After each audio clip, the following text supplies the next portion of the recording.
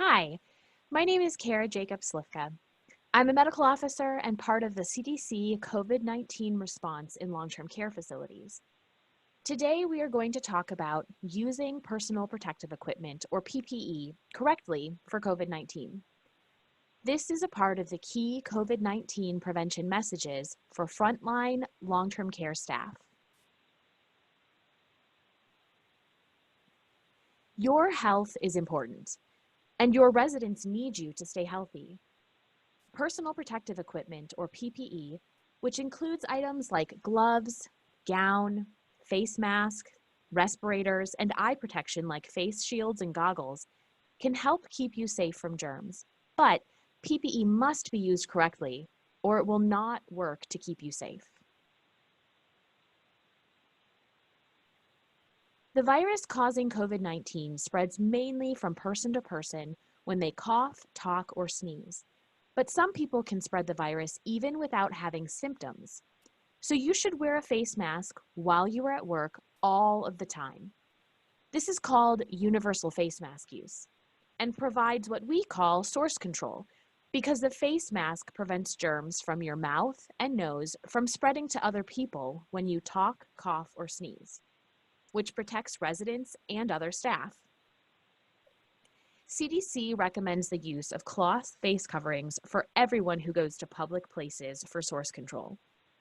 These may be able to be used by nursing home staff who are not interacting with residents.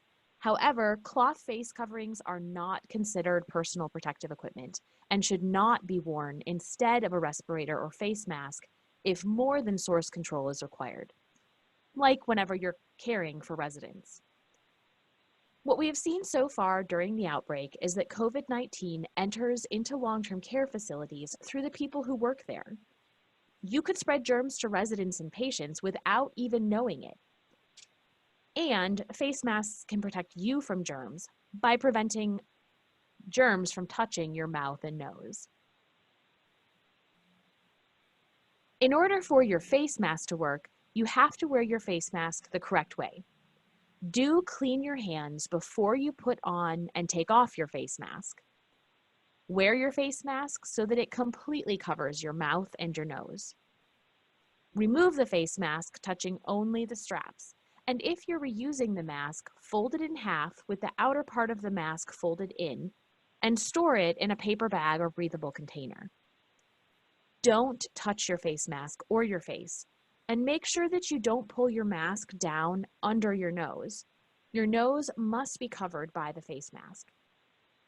Don't wear your face mask on the top of your head, around your neck, or hanging off your ear.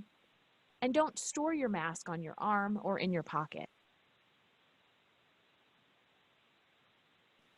As soon as you become worried that a resident may have COVID-19, or if you find out that a resident has tested positive for COVID-19, you should be using PPE. A positive test result means that a resident has confirmed COVID-19, but that resident may or may not have symptoms.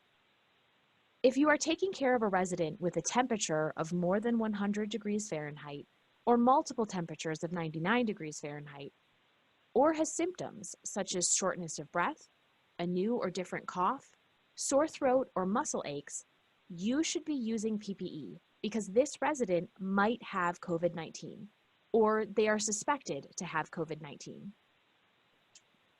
Older adults may not show typical symptoms, so be on the lookout for symptoms such as new or worsening discomfort or tiredness, new dizziness, or diarrhea, and make sure that you are using PPE. During an outbreak, when multiple individuals in a building are sick or test positive, PPE may be required to care for all residents on a wing, in an area of the building, or even throughout the entire facility. Residents with suspected or confirmed COVID should also be restricted to their room.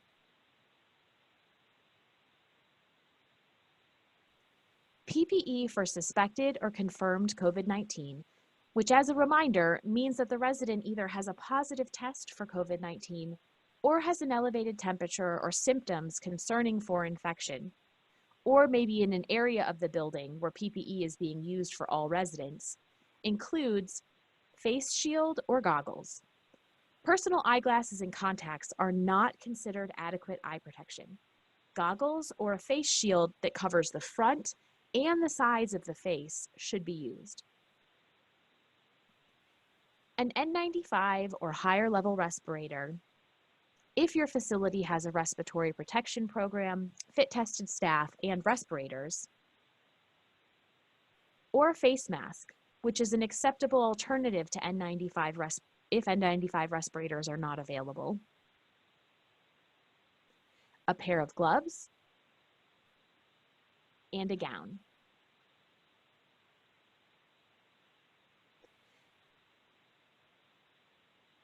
It's important to recognize the difference between a face mask and an N95.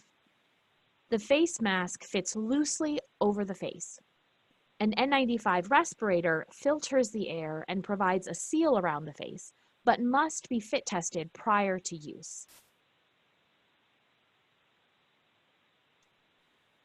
PPE is currently in short supply, so implementing ways to conserve PPE right now is important to help prevent running out. Gloves should generally be worn for any contact with the resident or their environment. They should be changed, and hand hygiene should be performed before moving on to work with the next resident. Gowns are recommended for use with each resident, but can be prioritized for activities that might involve splashes or sprays, and for high contact care activities. And these high contact care activities are the same activities that have been discussed before with enhanced barrier precautions and include dressing, bathing or showering, transferring, providing hygiene, changing linens, assisting with toileting, device care or use of a device, and wound care. Extended use of eye protection and N95s or face masks if N95s are not available can be considered during shortages. During extended use, eye protection and an N95 respirator or face mask are worn for the care of multiple patients without removing them. Glove and gowns, if they are used, should be changed between residents. Personnel who don't come within 6 feet of residents might not need all PPE, but should still wear a face mask for source control to keep them from spreading germs to others. And as a reminder, universal face mask use means that you are wearing your face mask at all times in order to prevent sharing germs.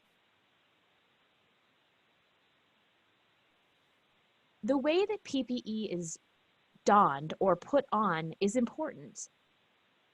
But first, before donning PPE, you should clean your hands. You then put on a gown, and this should be wrapped around the back of you and fastened at the neck and at the waist. Next, you put on an N95 respirator or face mask if respirator is not available, covering your nose and mouth. You may already have this on from the universal face mask use throughout the day whenever you're in the facility. And even more specific details on this are covered in videos that can be found at the resource section at the end of the presentation. Goggles or face shield is put on next and should be adjusted to fit. And then last, you should place on your gloves and extend them to cover the wrist of the isolation gown. The skin of your wrist between your gloves and gown should not be showing. It's also important to note that if you are reusing or extending the use of any PPE, you will still need to adjust your donning. You may need to adjust your donning and doffing procedures. In addition, if you're reusing eye protection, it will need to be cleaned and disinfected. And at a minimum, you should use gloves while cleaning and disinfecting these items.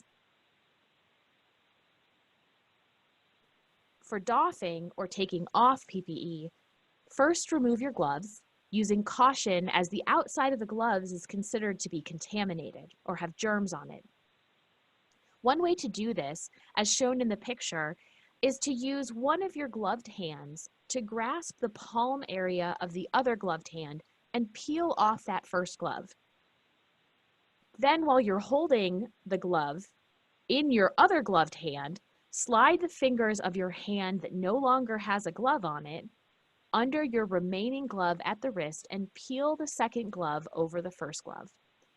This may take practice, and videos in the resource section at the end of the presentation can help further demonstrate this.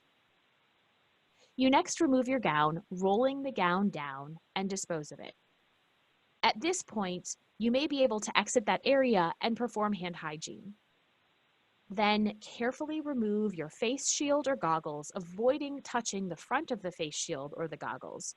These should then be reprocessed before reuse.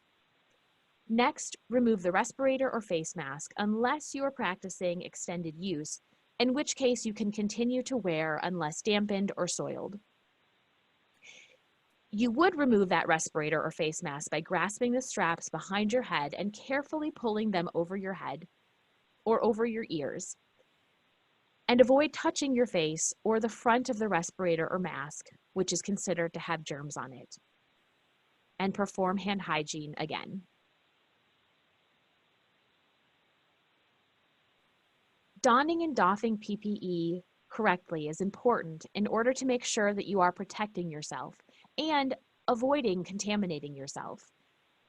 There are links to videos on this slide of the process of donning or putting on PPE and doffing or taking off PPE, including if you are using an N95 respirator or if you're using a face mask, and the process of how you would reuse face and eye PPE.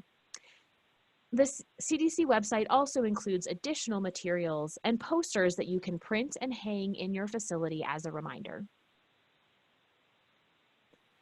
Using PPE correctly is how you can keep yourself safe from COVID-19. Thank you.